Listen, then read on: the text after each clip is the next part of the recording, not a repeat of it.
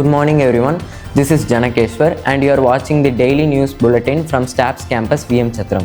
Let's see today's top news headlines. International news. Israeli Prime Minister Benjamin Netanyahu has rejected the latest Gaza peace proposal put forward by US President Donald Trump. National news. The Union Home Minister Amit Shah is expected to address the Parliament regarding the recent protests and police actions. State news. The Tamil Nadu Legislative Assembly has unanimously passed a resolution making Thai Vazhthu the mandatory opening song at the official and public events in the state. District news. The Tirunelveli District Administration has recently conducted awareness activities for the students regarding the registration of personal details for the 2027 census. Sports news. The 2026 BWF World Championships are scheduled to begin in New Delhi in 17th August. That's all for today's news. Have a great day.